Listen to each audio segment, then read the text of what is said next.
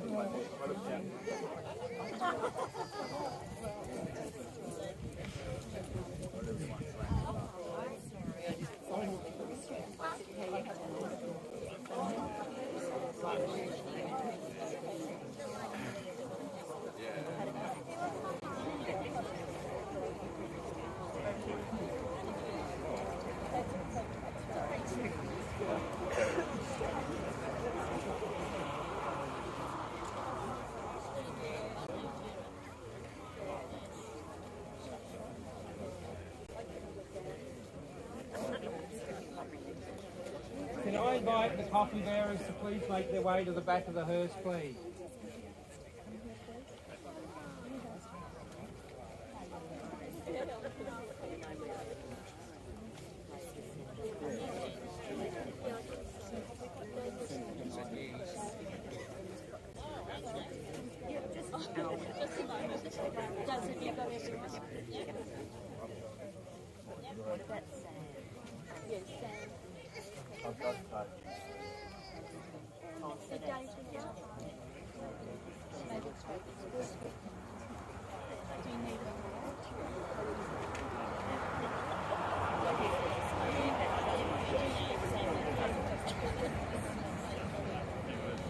I think there's an extra, so could you do that?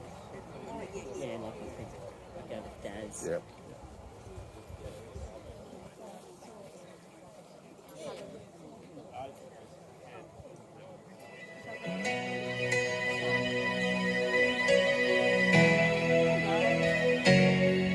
Working hard to make a living, bringing shelter from the rain.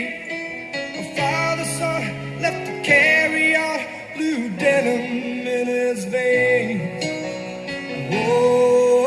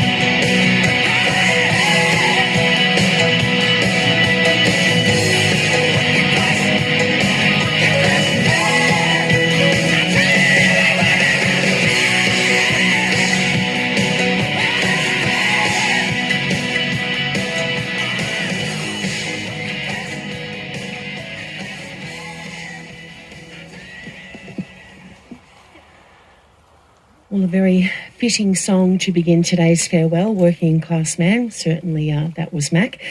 And also thank you to Emma and Sarah for coming forward and placing Mack and Paddy's very special teacups onto their coffin. They can now enjoy their last cup of tea together in heaven. And just one other thing that's very fitting to begin today is, as a lifelong Ford man, as most of you here would know, how appropriate it was that Mack's final journey was made in a Ford Fairlane hearse. So he would have loved that his final journey was in a Ford, I'm sure. Well, good morning, everyone, and welcome, and thank you for being here as we gather in loving memory of Mack. I know that his family greatly appreciate the love, the support and the friendship that surrounds them as we gather to say farewell. My name is Gina Breakey, and it is once again a privilege to have been invited by Mack's family to officiate today's service. It is my hope that this time we spend together will honour him in a meaningful way and reflect on the very special man that he was. Well, firstly, to everyone here at the Graveside, welcome. And to those joining us via live stream, a very warm welcome to you all. There are some close family members and friends that can't be here in person, but we do hope you feel a part of today's service. Mack was certainly respected and loved in this tight-knit Orbost community, and today's attendance is testament to that. As each of you take this time to reflect on your own special memories, may you be warmly reminded of how much Mack has meant to so many. Well, it is with sadness that we are gathered together today, but it is with grateful hearts we are here to pay tribute to the life of Mack Donchi. It was only a few short months ago that we gathered to farewell Patty, and at the time, Mack was so grateful to have been able to say farewell to his beloved wife with a beautiful graveside service. His family agreed that he would want exactly the same today, and so like Patty's service, this will be a sincere celebration of his life. Every life has value and purpose, and every life deserves that pause in our busy day to celebrate that they have lived amongst us. This service for Mack is testament to that truth. It provides a special time of honouring and reflection, and it is a chance for you all to reflect on your own memories in a simple and sincere way. I'd like to begin by acknowledging those who are most special in Mack's life.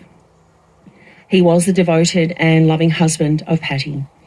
He was the loved father and father-in-law of Christine and Oliver, of Tony and Janelle, Anne and Darren, Janet and Andrew and Helen and Christian.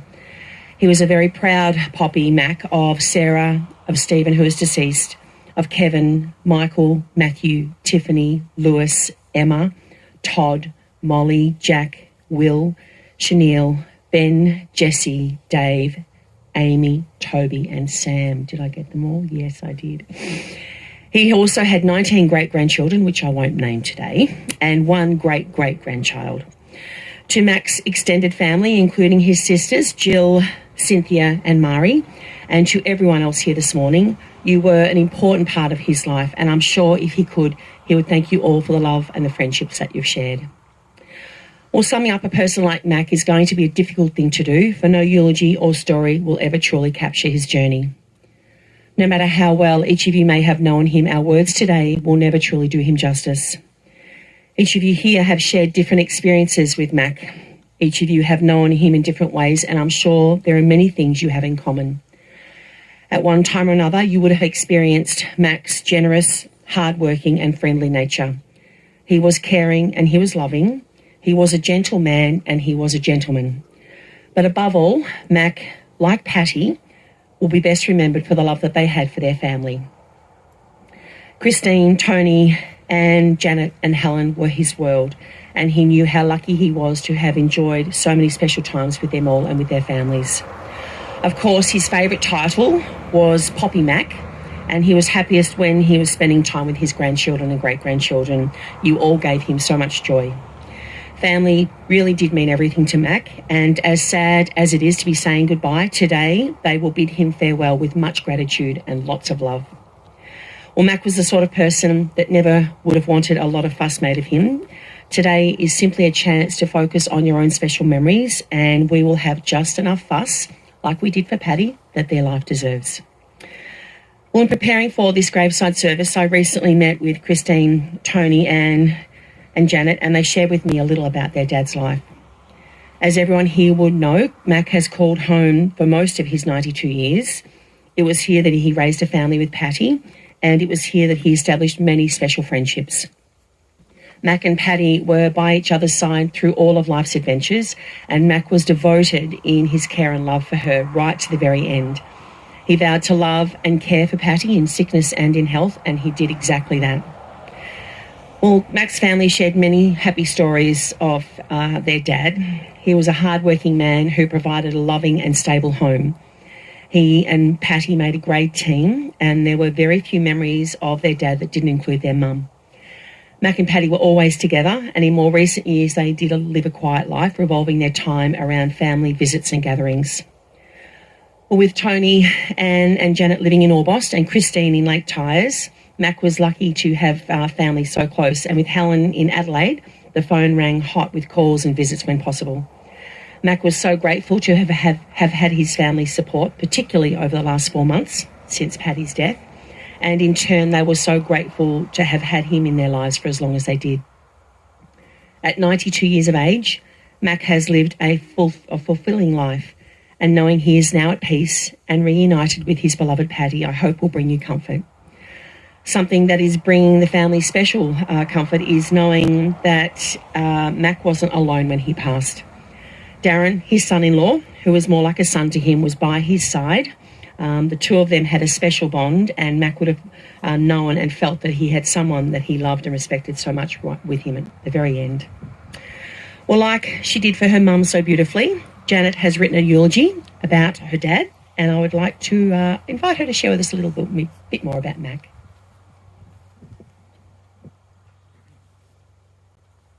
Thank you all for being here. Dad would be quite overwhelmed to see everyone here. I've got one of his hankies in case I need it. A true gentleman, hard-working, legend, strong, brave, warm, welcoming, a top bloke. They are all words used to describe Dad, and we really should have said them all to him when he was still with us. Dad was born in 1930 to John Baptista, Bob, and Doris Ruby Donchi. He was given the name Mack, which was unique for its time. His name was Mack, just Mack, not short for anything else, and no middle name. He was the third of 7 kids to Bob and Doris. He was the younger brother to Len and Joan, and loved big brother to Jill, Elaine, Cynthia and Mari. Jill, Cynthia and Mari, who are all here today, have now sadly lost 4 of their much-loved siblings. Dad was born in Orbost, but the family lived at Sardine Creek, where the kids attended a tiny 2-family school. Dad was lucky to survive those early years at Sardine Creek. As a very small child, he was critically ill with diphtheria. He had to learn to walk again, and he had a tricycle to help strengthen his legs. It must have worked, because he told us that as a young boy, he rode the tricycle 30 kilometres from Sardine Creek to Orbost. A few years later, his mum and siblings then survived an attack by the Snowy River Bandit. He was an armed bandit who shot at the isolated house at Sardine Creek while Nanny was standing on the veranda. Luckily, the bullet pierced the tank and not one of the family. Dad was standing in the doorway with the other kids and quickly dashed inside when he saw water gushing out of the bullet hole in the tank. When the family moved to Orbost, Dad went to St. Joseph's School. He was an academic and says that he spent a lot of time over at the convent chopping firewood for the nuns. This was all good practice for his future as a timber cutter. He didn't like wearing his school shoes and would take them off at the school gate. Nanny had no idea of this until the school photo came out, and there, second from the left, in the front row, was little Mack Donchi, the only student without shoes. Dad started an apprenticeship at Weston's Bakery at 14. He was a small boy for his age and had to stand on a box to reach the workbench. On his first day, he asked Bill Weston for the ingredients for the pastry. Bill said, "You're the pastry cook now. You can work it out." Dad always spoke fondly of his early years working for Bill.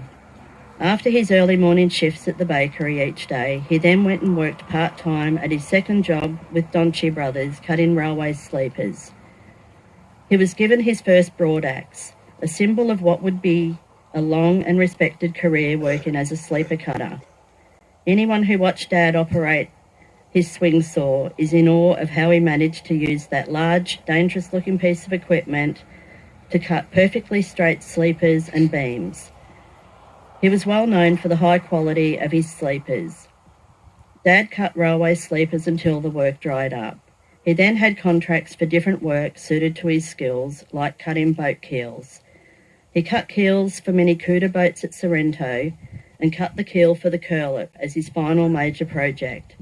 He also cut the timber for the jetty at the Sorrento Sailing Cuda Boat Club. Some of his timber has been used for repair work for the historic trestle bridges, like the Stony Creek Trestle Bridge near Nowanowa. He worked until his mid-70s, which is incredible when you consider the intense nature of the work. He worked for a total of 60 years in the bush, with about 40 of them working alone, which is remarkable. He had an amazing knowledge of the bush and timber. Our brother Tony has continued the tradition and passion working in the timber industry. The passion has continued into the next generation as well. 2 weeks ago, Dad had such a proud moment. A dead tree had fallen across his roof.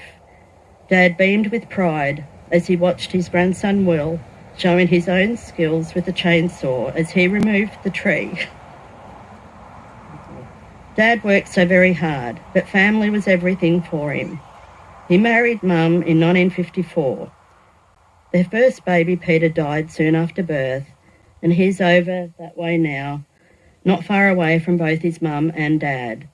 Over the next 15 years, they had Christine, Tony, Anne, myself, and Helen. Dad always worked so hard when we were young. He worked long hours, but always drove home each day, even when he worked out at Wangrabal, around 2 hours away. He really came into his own when we started to produce grandchildren, though. He was the most amazing pop. The kids all loved him to bits. And as small children, they have loved sitting on his knee for cuddles.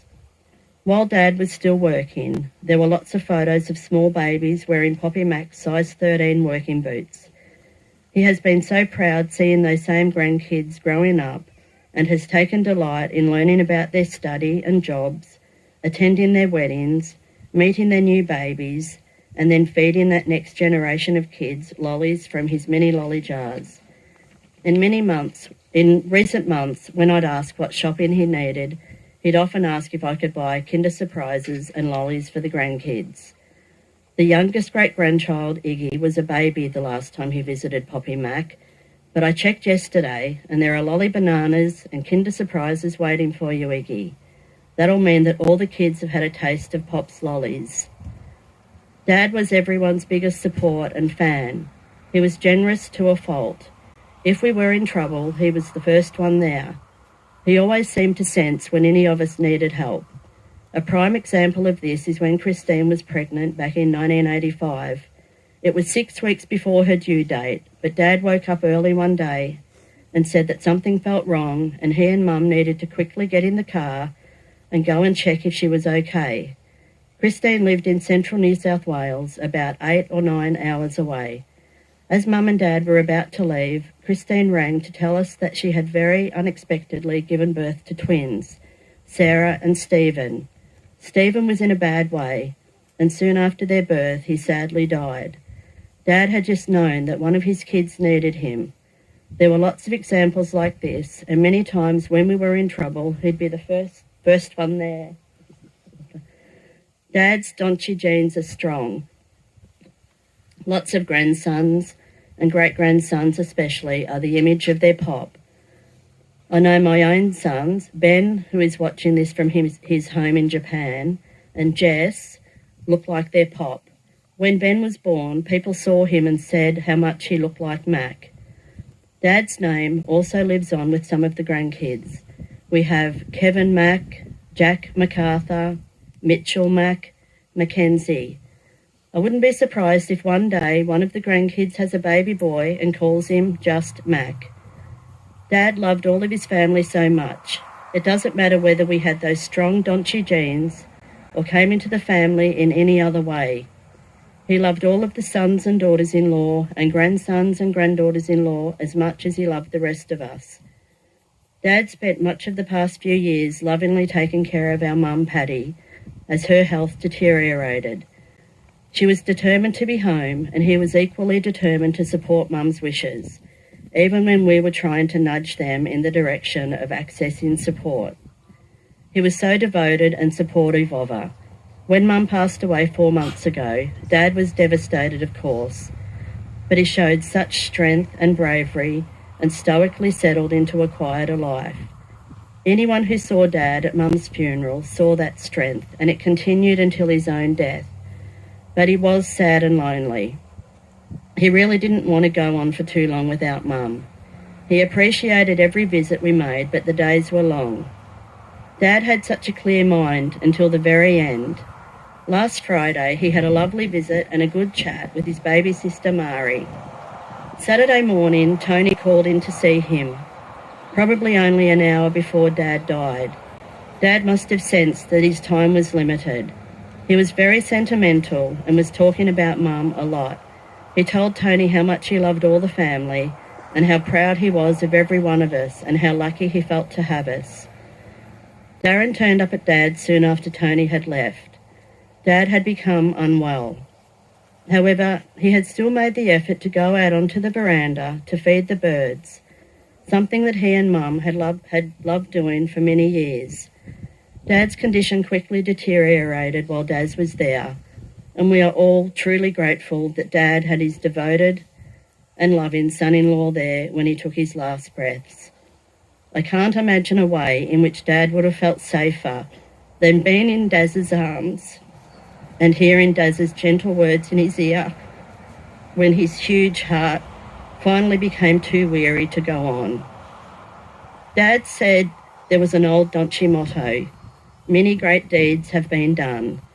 Dad lived up to that motto. His great deeds have meant that he was a loved and admired husband, dad, pop, brother, uncle and friend, and he needed no more than that to be satisfied with his life. His 5 kids are all proud to have the same generous spirit that he showed us. We will miss him, but we know he's at peace, and he would be delighted to be having a cup of tea with Mum in their favourite willow pattern teacups. Their forever neighbours, Uncle Len and Uncle Tom, who are right there, will no doubt join in. After Mum's funeral, Dad said, "Well done, that was beautiful. You kids did a great job.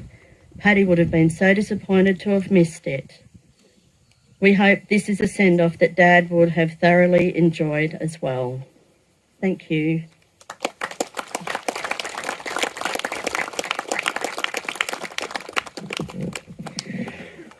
Janet, thank you. That was so beautiful. I didn't think you could do better than your mum's, but I think you did. It was perfect. Really, really beautiful tribute to your dad. Jill, your turn. Mack's sister Jill she told us earlier that she has a story she'd like to share with us.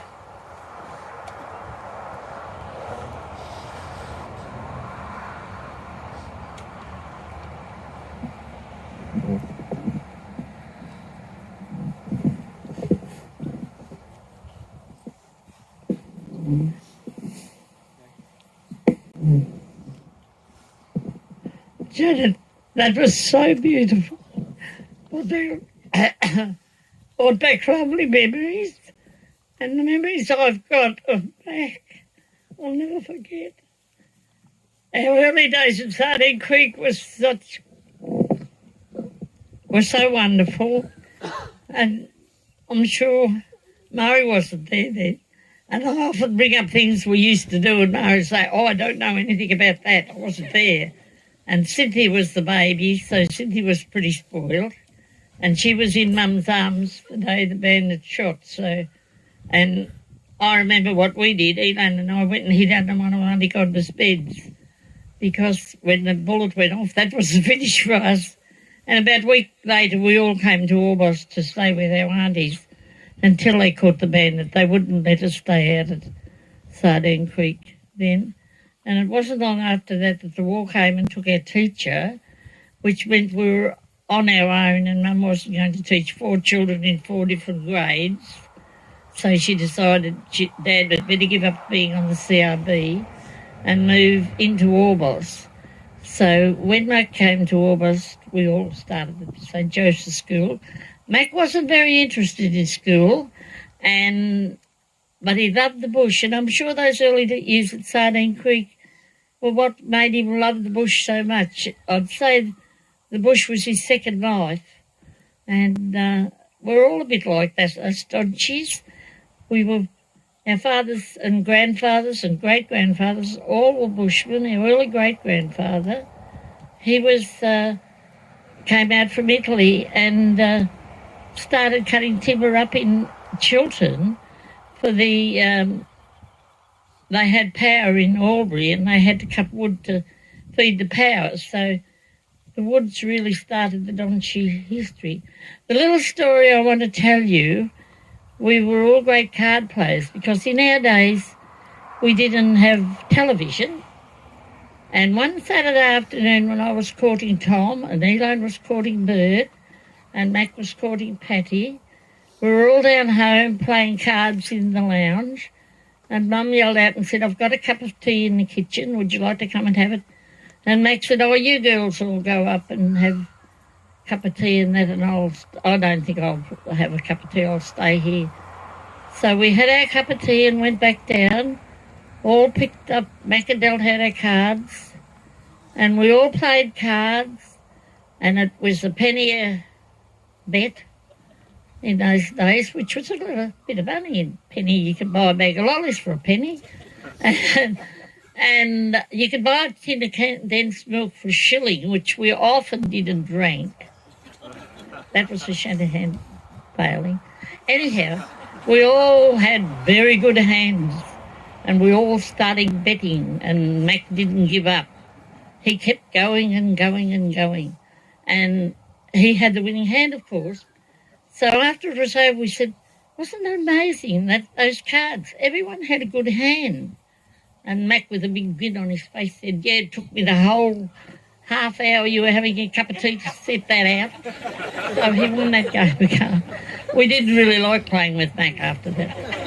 Anyhow, my memories are wonderful, and I'm sure Cynthia had lots of memories too. Mack was very protective of Cynthia. And when she was a baby at Sardine Creek, they built a billy cart, and Cynthia was the main one sitting in that most of the time while Mack could be the one pushing it. And there was lots of long walks along the roads and bike rides and bush walks and picnics in the bush.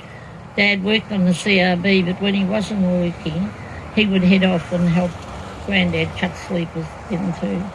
So that's all I want to say, but I love all our cousins. We all get on so good together, and I'm sure we've all got the same hobbies and hopes and dreams. So just want to wish you all well, and we love you all.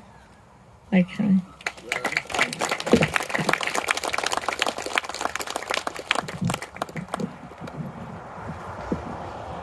Thank you, Jill. That was very special. And just while we're taking a trip down memory lane, I know that everyone here has their own memories and stories, and after 92 years, Mack certainly has lived a fulfilling life, and there's lots of stories to share, and a lovely way to continue sharing those is to join the family at the Orbost Club when we do finish here today. I know that Mack's family warmly invite you to join them there to share your memories and stories. Now, I believe there are some grandchildren that would like to come forward and share a few memories. Who have we got? Is there anyone? Does anyone want to come forward?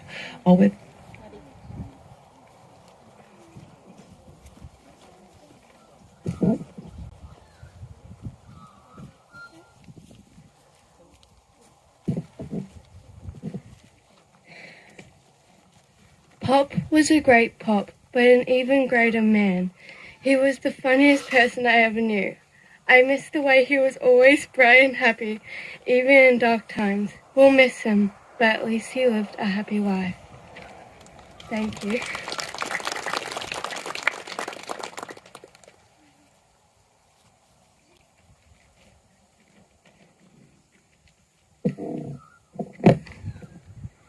Hi everyone, my name is Maddie, one of Pop's many grandchildren. Pop was an amazing person. He was the last. He was the last. What is it called? I can't read it. I can't remember what it's called.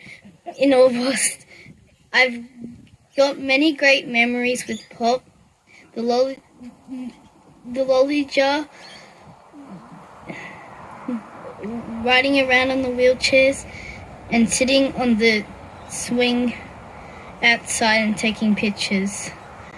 We will all miss you, Pop.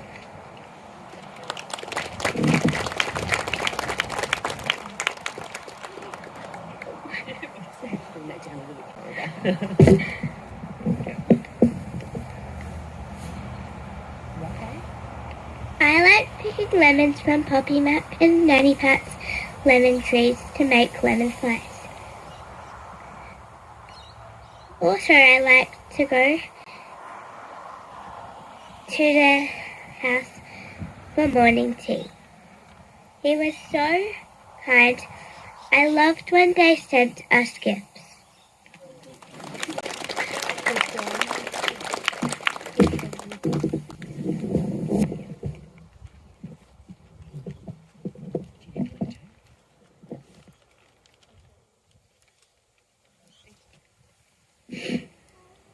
I just wanted to say Poppy Mack wasn't just any old Pop. For me, he was a man who stepped up. He was there to give us advice or to listen. He was even there to raise his grandchildren when needed. I've been listening to stories about him and hearing people say how much they loved him and adored him. They respected him and they shaped them to the people they are today. This makes me so proud. I was blessed to have a grandfather like him. Us grandchildren got so lucky, and even better, our children got to call him Pop and feel the unconditional love from him, from a man who's truly proud of his family.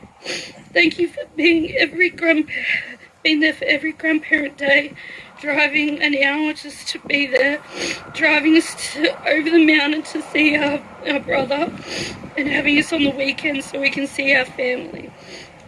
Thank you for the memories you left with us and giving us the best role model for our girls and show us what family is really about and teaching us the unconditional love.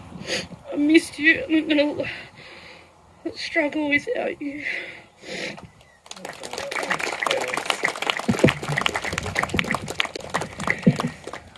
Thanks, girls. You can certainly feel the love, that's for sure. Now, as I mentioned, Mack I think he was very pleased with how things went for Paddy's funeral, and he mentioned to his family that he thought it was just a beautiful day surrounded by so much love.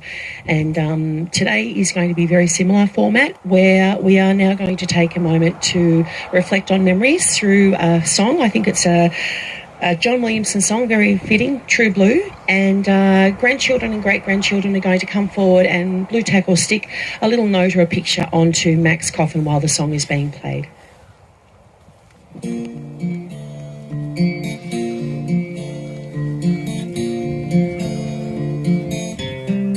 Hey, True Blue, don't say you've gone.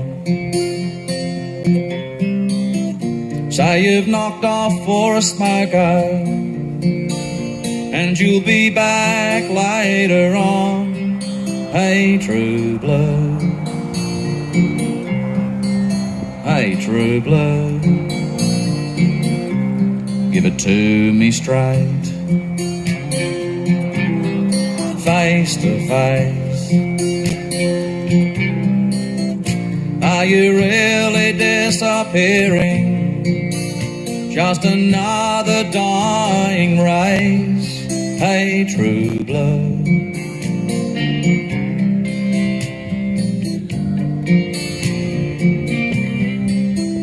True Blue, is it me and you? Is it Mom and Dad? Is it a cockatoo? that's standing by your mate when he's in a fight, or just Vegemite. True blue, I'm asking you, hey true blue, can you bear the load? Will you tie it up with wire just to keep the show on the road? Hey true blue, hey true blue, now be fair to him. Is your heart still there? If they sell us out like sponge cake, do you really care? Hey true blue,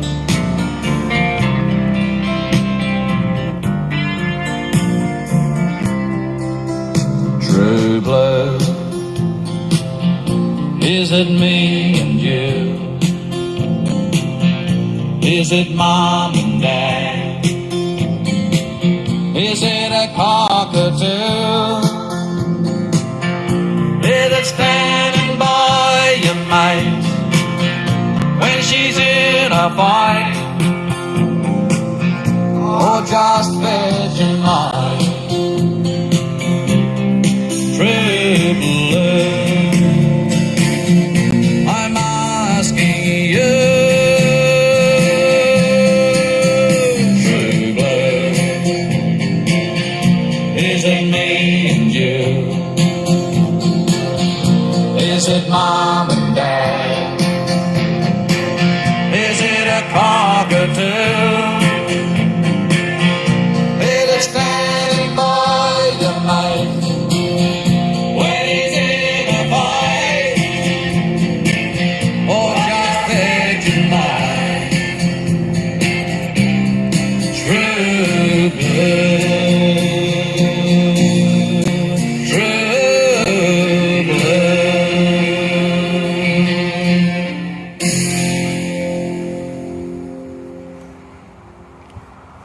Well, thankfully it's not so hot today, but I did forget to mention earlier that there is some water on the signing table for anyone who wishes to grab a bottle after we finish here today. There's some water available. Well, today we have given thanks for Mack's life, and we have spent this special time reflecting on the impact that his life has made. While we are united in our sadness at his passing, we are also warmed and comforted by our memories. Let us leave here this morning enriched by our memories of Mack, and with the intention of living our lives to the fullest with integrity, kindness and generosity in our hearts. Be thankful for the closeness you have all had with Mack. Nothing can change the experiences and the friendships that you have shared. Time stands still for just a moment as we acknowledge that Mack has touched our lives and he has left an imprint in our hearts and in our minds. His passing has left a sense of sadness, but I hope it does give you all some comfort knowing how much happiness you have each given him and of how much he appreciated and dearly loved you all. Before we prepare to conclude this service, I would like to say one final thank you to everyone who has been there for Mack and to his family, to everyone who's popped in to visit him since Paddy's death, to Christine, Tony and Janet and Helen's families and their friends here today, to the Orbost Emergency Services and to the police and ambulance who attended on the day that Mack passed away, and to the caring staff at the Orbost Regional Health Hospital. You were all so wonderful and all so kind, and I know that Mack's family are so grateful to this wonderful Orbost community for wrapping their arms around them all at this sad time. Well, one final verse are words I share on behalf of Mack's proud and loving family. As we look back over time, we find ourselves wondering, did we remember to thank you for all that you have done for us, for all the times you were by our sides to help and support us, to celebrate our successes, to understand our problems and to accept our defeats, or for teaching us by your example the value of hard work, good judgment, courage and integrity. We wonder if we ever thanked you for the sacrifices you made, and for the simple things like laughter, smiles, and the good times we shared.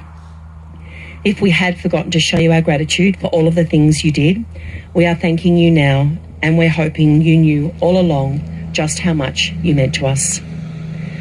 Well, now is but a moment in time, and I dedicate the next few moments to every single precious memory associated with Mack. As we accept life, so must we also accept death as one of the unchanging laws of human design. To everything there is a season and a time for every purpose on earth, a time to be born and a time to die. We prepare to commend Mack and the memory we have of him to this final resting place, knowing that in time we too shall all join this circle. I'd like to ask Amy to come forward and place some flowers onto Mack's coffin. Mack regularly bought paddy flowers, so it's fitting that he takes with him one last beautiful bunch as he greets the love of his life again. Thanks, Amy.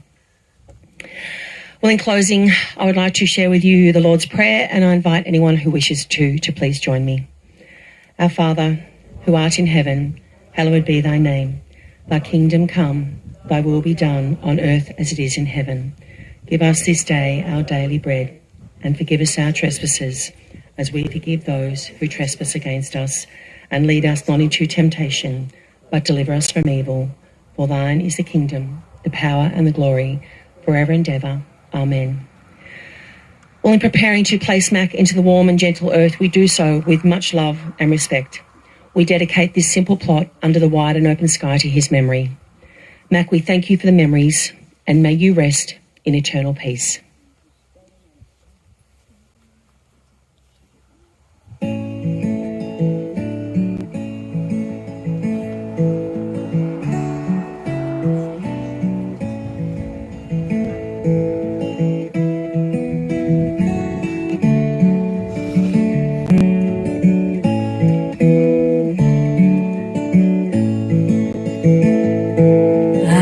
My head and set myself in the eye of a storm, in the belly of a whale.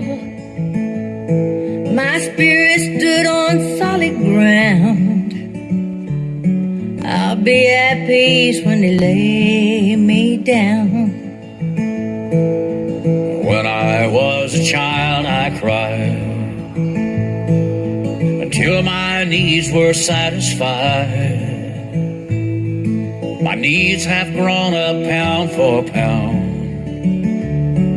I'll be at peace when they lay me down.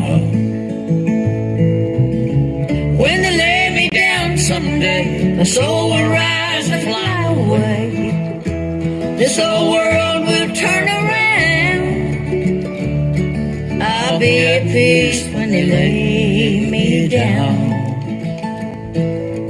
This life isn't fair, it seems. It's filled with tears and broken dreams.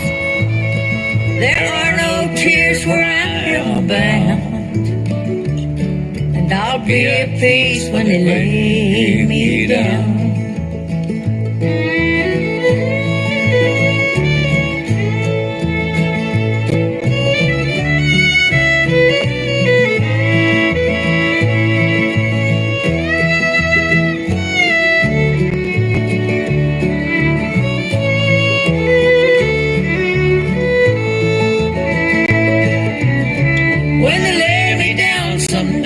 My soul will rise and fly away.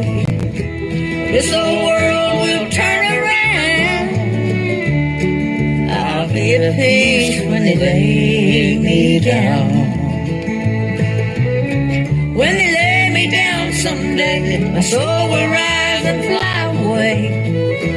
This old world will turn around. I'll be at peace when they lay me down. When I was a child, I cried.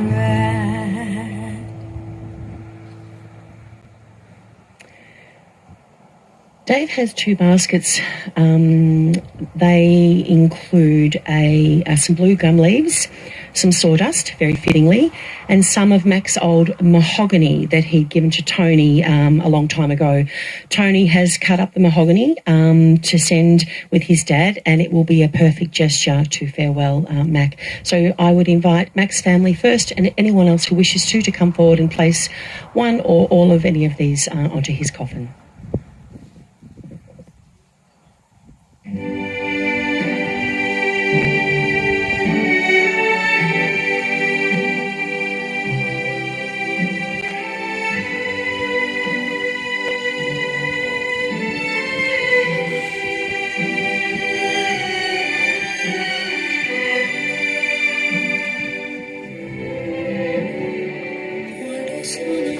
Sogno all'orizzonte mancano le parole. Sì, lo so che non c'è luce in una stanza quando manca il sole.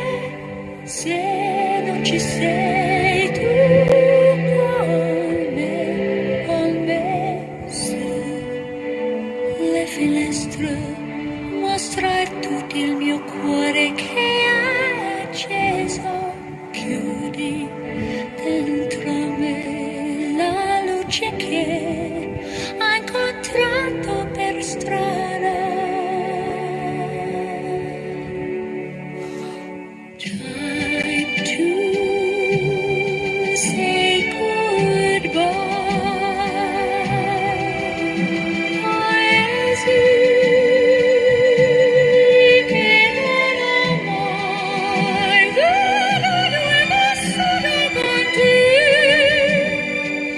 adesso sì vivrò con te, partirò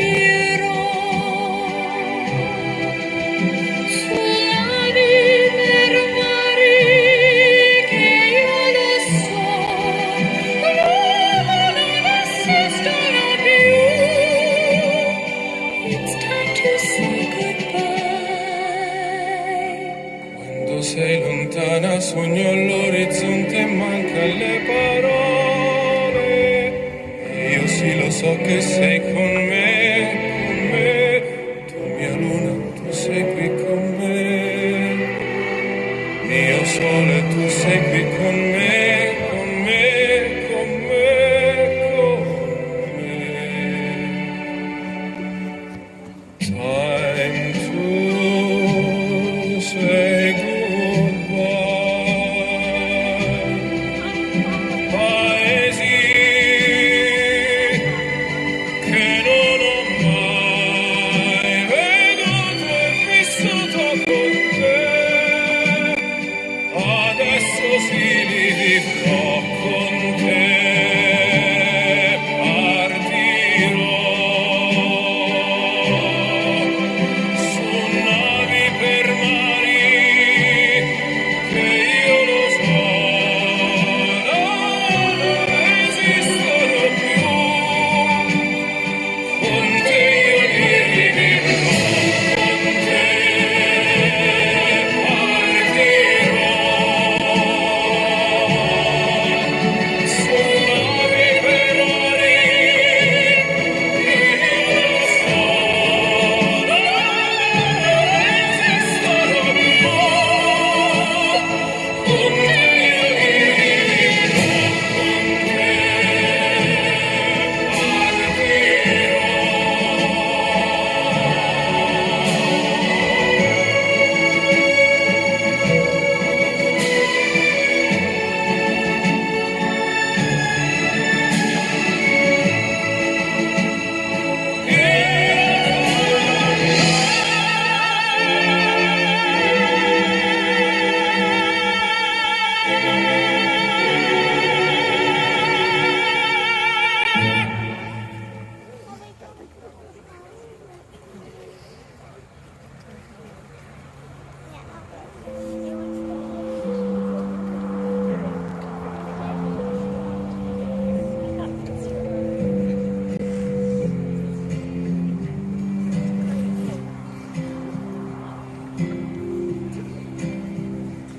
She said, time to teach you the art of love. She said, Try to steal chocolates. we're gonna reach to the heart of love, a place you never knew.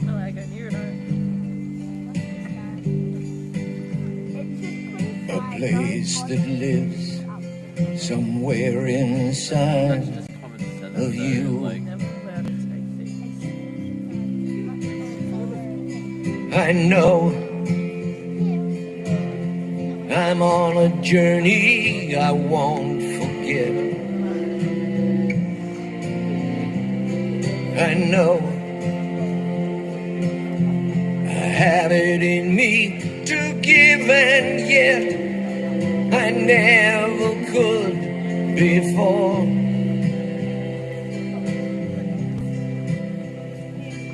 I had to if I wanted to be yours.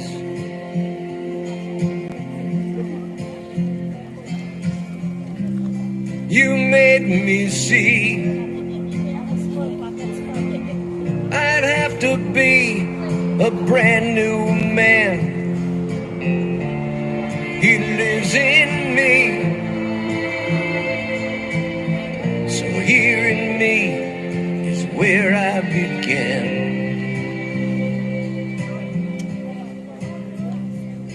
You showed the kind of lesson I can't erase. You showed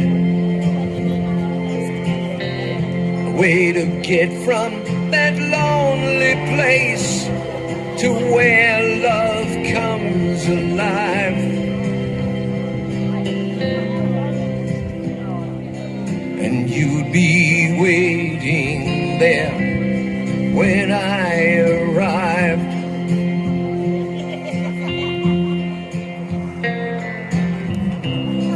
The truth was clear. Love's not a place you go to find. It lives in here.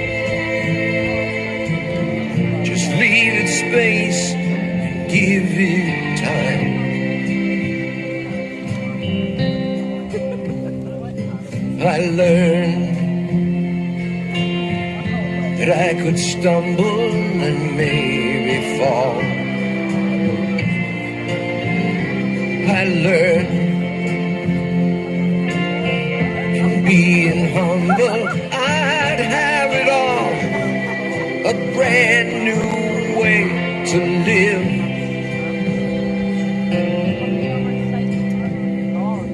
That love's not what you have, but what you give.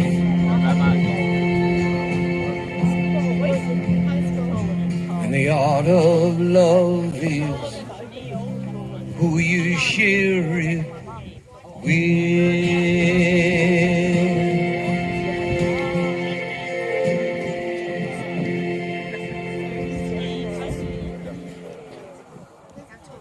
Thank you everyone for being here today for Mack, especially the Donchi family. Please remember there is a very warm invitation to make your way to the Orbost Club, where there'll be plenty more memories shared and plenty of food to be enjoyed. So thank you everybody. Thank you, Dave. Yeah, no. Got through that. I had a backup. I think knowing you've got a backup. Yeah, and that's what I thought.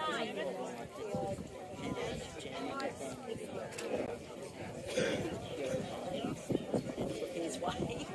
But, yeah.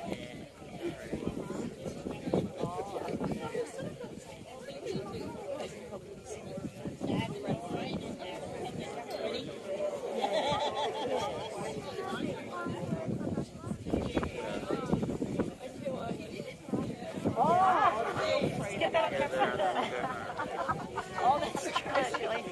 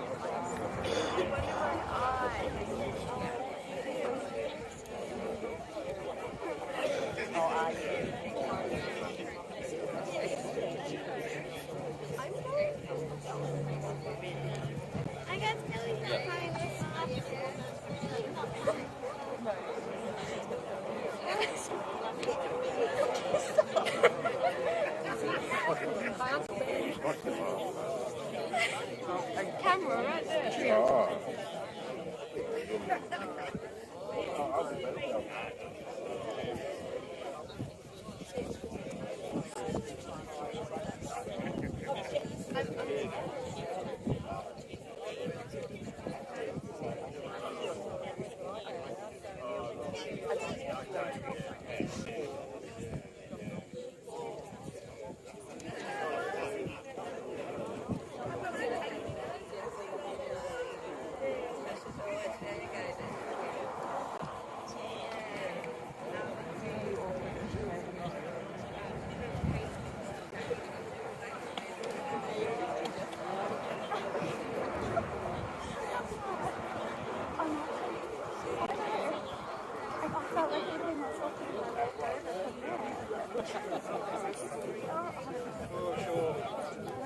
I'll just keep right. It is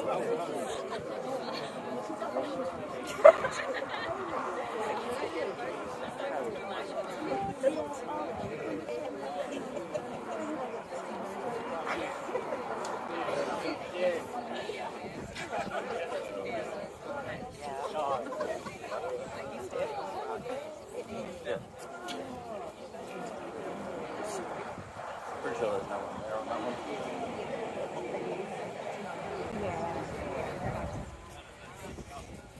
Mum's